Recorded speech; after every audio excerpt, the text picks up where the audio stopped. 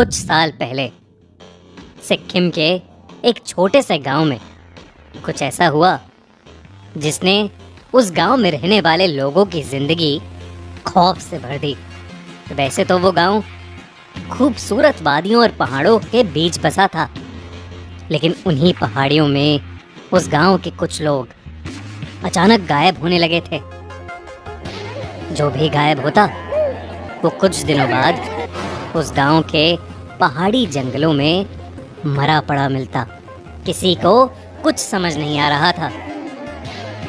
गांव में एक अफवाह फैली थी कि किचकंडी वापस आ गई है और किचकंडी ही उस गांव के लोगों को एक एक करके मार रही है। उस गांव के बड़े बुजुर्ग ये मानते थे कि किचकंडी एक सताई हुई औरत की आत्मा है जो अब एक खूंखार चुड़ैल बन चुकी है। उनकी माने तो कई साल पहले एक लड़की उसी इलाके में रहा करती थी। वो बेहद खूबसूरत थी और गांव के एक बहुत बड़े जमींदार ने उससे जबरदस्ती शादी कर ली थी। जब वो लड़की उसकी बात नहीं सुनती थी तो वो जमींदार उसे बहुत मारता था।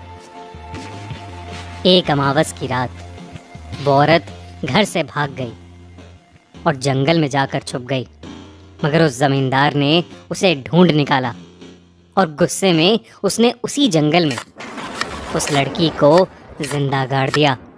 उस रात के बाद उस लड़की की आत्मा को कभी मुक्ति नहीं मिली और तब से वो किचकंडी बनकर एक जंगल से दूसरे जंगल में भटक रही है और लोगों को अपना शिकार बना रही है।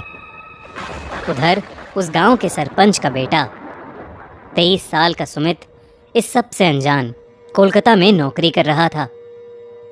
एक शाम सुमित को अपनी माँ का फोन आया और उन्होंने उसे बताया कि उसके पिता की तबीयत बहुत खराब हो गई है और वो जल्दी से घर आ जाए।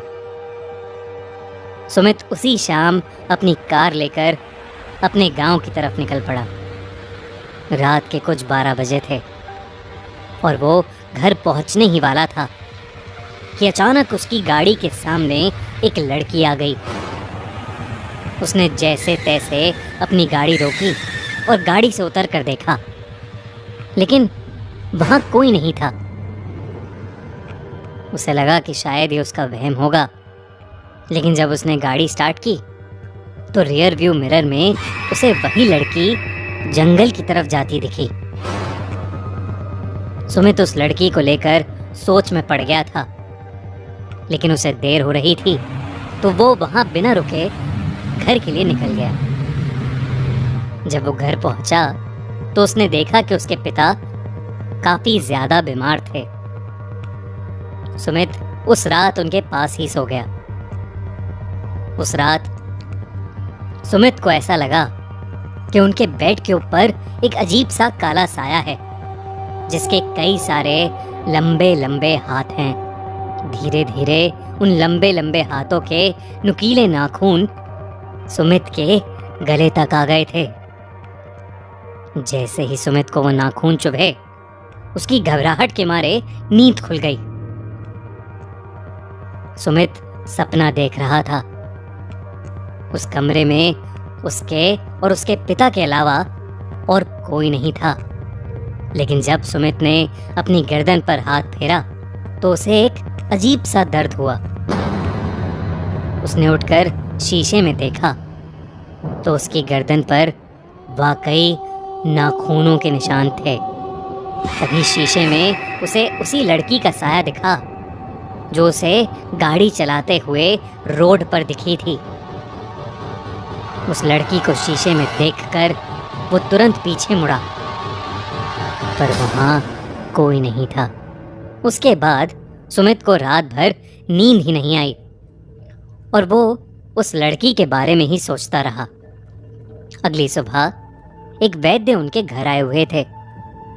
उन्होंने सुमित के पिता की बिगड़ती हालत को ठीक करने के लिए एक जड़ी बूटी लगाने की सलाह दी, लेकिन मुसीबत ये थी कि वो जड़ी बूटी सिर्फ जंगल में ही उगती थी और सुमित भी वो जड़ी बूटी लाने जंगल की ओर निकल गया।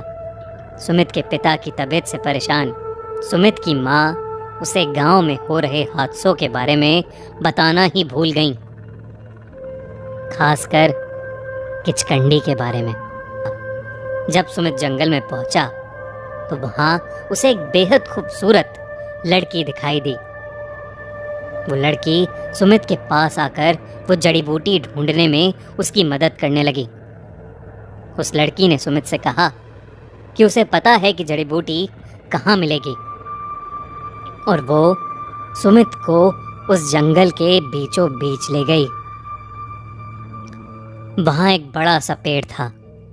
उस लड़की ने कहा कि उसी पेड़ पर सुमित को वो जड़ी बूटी मिलेगी। लेकिन सुमित जैसे ही उस पेड़ के पास गया, आसमान में अंधेरा छा गया और जोरों से हवा चलने लगी। सुमित ने पीछे मुड़कर उस लड़की की तरफ देखा तो सुमित को दिखा कि उस लड़की के पैर उल्टे हैं। सुमित ये देखकर सुन्न पड़ गया और तभी वो लड़की अपने असली रूप में आ गई। वो वही लड़की थी जिसे सुमित कल रात से देखे जा रहा था। धीरे धीरे उसका रूप और भयानक हो उठा। सुमित के रोंगटे खड़े हो गए। किचकंडी ने अपने लंबे लंबे हाथों से सुमित को जकड़ लिया और उसे नोचने लगी। लेकिन तभी सुमित की माँ कुछ गांव वालों के साथ वहां आ पहुंची और किचकंडी उनके आते ही वहां से गायब हो गई। किचकंडी के गायब होते ही सुमित दूर जाकर नीचे गिर पड़ा, लेकिन जिंदा बच गया। उस दिन के बाद से किचकंडी उस गांव में कभी नहीं देखी गई।